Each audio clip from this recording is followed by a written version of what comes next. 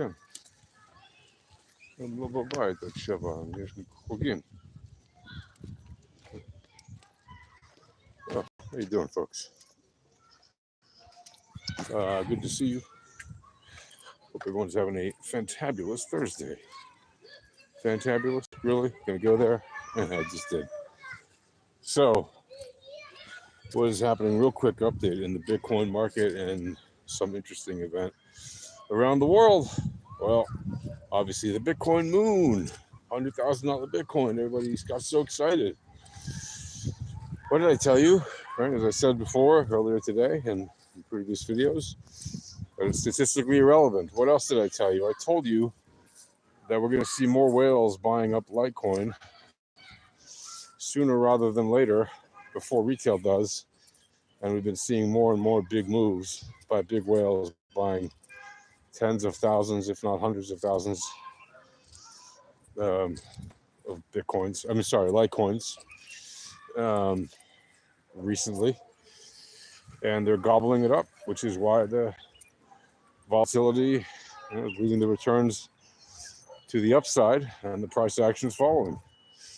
Because people aren't sure what to make of Litecoin. And I've been telling you guys, look for it. Right? There's more and more talk of a Litecoin ETF. You know what that's going to do. Yeah, I'm not fond of ETFs for many reasons. One of them is exactly that. Everybody's like, oh, I want Bitcoin to go to $1 million. Why? Do you have a Bitcoin? Do you have a whole Bitcoin? Yeah. Why would you want it to go higher when you could acquire more of it the longer it stays low, relatively? Oh, because you want it to go to the moon and you'll suddenly be rich? Really? Listen, if you have enough to suddenly be rich, if Bitcoin goes to $1 million and it's already at 100K, that means it's only 10x away, right? Which means in theory, you have enough right now to be rich if you would only manage your risk correctly. Because all you have to do is 10x your stack, which is certainly not impossible. And you could certainly do that within the next 3 to 5 years, if that's the timeline on when it might go to $1 million. Maybe it happens sooner. Maybe it happens never. Maybe it happens some years after that. Who knows? But the point is, right, that if you're going to think of, I'm going to be rich if Bitcoin goes to $1 million, and I have a Bitcoin or 2 or 3 or 5, well, you might be relatively rich, but in 3 to 5 years' time, a Bitcoin at $1 million will be worth like a Bitcoin today at around 750. Does that make you rich necessarily? It really doesn't, right? I mean, it's good. I'm not saying it's bad. If you have $750,000 in the bank, you're doing fine. Don't worry about it. You can make it. You'll be fine. Keep doing what you're doing, as long as you can. If it's good, obviously. Keep stacking and racking. But if you want to see your value increase 10x on something as volatile as crypto, you really, really, really don't need to wait 3 to 5 years. And I'm not saying you could do it overnight. Okay.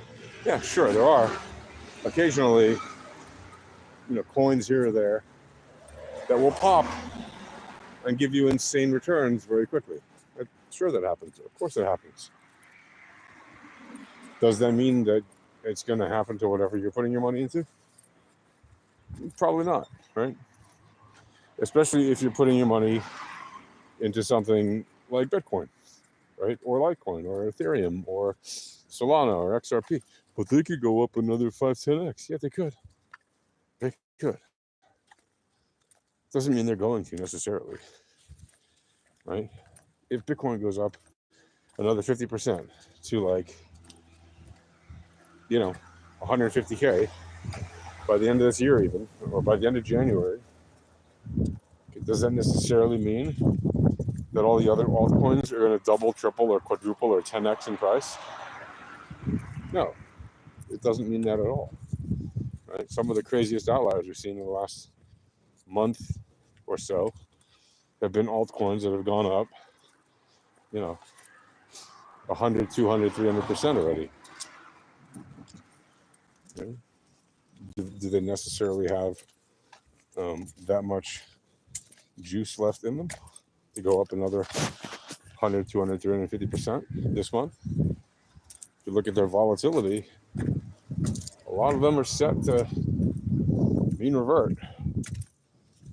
Doesn't mean they're going to right away, but they're definitely lining up for that. Right? So keep an eye on that. Don't get wrecked. Don't get sitting there. We told people already days ago to take their XRP profit when it was like above $2.50 or whatever it was, whatever the crazy high was. I said to people, take your profits. And I even said on the day, yesterday or the day before, so watch it drop down to $2 and the reverse wave trend at $2.21, $2.22. It dropped exactly to there yesterday. Exactly, right? Was it yesterday or the day before? I think it was the day before yesterday. It dropped exactly there. And then bounced back up a little bit. I don't think it didn't get quite back up to the recent high of like $2.75 or whatever. But it got up to like $2.50 again or something before settling down a bit. Does that mean that you can't, make more money longing it? No, you can when there's the occurrence of opportunity to go to the upside. But at the moment, the last I looked at it, which was actually, some hours ago already, but this is relevant to whatever the time frame is. When you have something go up hundreds of percent in a month and you're just sitting on it and you're seeing the higher time frames begin to show, hey, this thing is starting to tap out a little, you'd be wise to take your profits early and often and limit your loss. And don't be emotionally attached to your trade, right? Like doesn't matter. Let's say you're holding 40 XRP in a wallet. I think you have to have like a minimum of 10 or something in a wallet that you can't even cash out. They're like in there forever or some nonsense. Whatever. Let's say you got like 40 XRP, 50 X, 100 XRP in a wallet.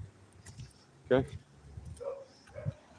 So 90 of them you can cash out if you want or swap to some other thing or whatever.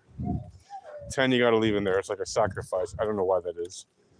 Which is really stupid because if somebody... It doesn't matter. But anyway, basically whenever you open an XRP wallet, you're wasting 10 XRP just to have the wallet, which is, to me, crazy. But okay, that's how they do it. So you have 90 XRP. Say they doubled or tripled in value, right? And from a month ago. A month ago, they were worth I don't know what, $45. Now they're worth $135, $140. Listen, you just made more than $100 profit on $35 worth of stuff. Could you be greedy and say, hey, let me see if it goes to 200 or 500? Maybe. But wouldn't it be better if you have the capital in your hand while you're observing the mean reversion, possibly even running a short, taking profits as it goes down, right? And then buying, closing your short in profit when it bottoms out. It starts to turn back around again. And then from there, longing again. Going back and forth like a regular trader. But the point is not to just leave it, try to swing trade in one position in one direction. Especially something that volatile, right? Like I always say, my favorite thing to do with XRP is to short it, right? Why? Well, because it shorts really well. Because it finds tops and falls very nicely. And remember, there's people who've been holding this thing since it was at the all-time high of like $3.31 in January 2018. Right? Now, of course, most people weren't. They were already holding from before. But there are people who held it from above the recent high of 275 or whatever it got up to. Between 275 and 331. There are people who, in that day, bought in that range. And you can see it on the minute by minute candles. There's a lot of people who bought. They're still holding a loss. Now, would they have been wise to maybe cut their losses at 275? Cash out there and then short it and then take the remainder of the difference of their loss on the short back down to 222 and then maybe long it from there and then cash out again when it got back up to like 250 and above? Yeah, there are. But when you've been beaten down for so many years that you've practically forgotten about the loss, you've almost written it off, that you kind of don't care because you've probably moved on. So as far as you're concerned, you're like, anything it makes, great. May as well just hold it forever. If I lose it, who cares? I've already written it off, right? Mentally. But that's not a very wise position to take if what matters is actually counting your beans, right? And having more beans, not less. Just keep that in mind. And the next thing, of course, I just want to mention, President Yoon in South Korea, President Yoon, there was mass public demonstration to have the guy be impeached, and that's democracy at work. So Bitcoin to the moon, and maybe impeachment for Yoon. There you go. That's how it goes. I'll see you guys. Happy days.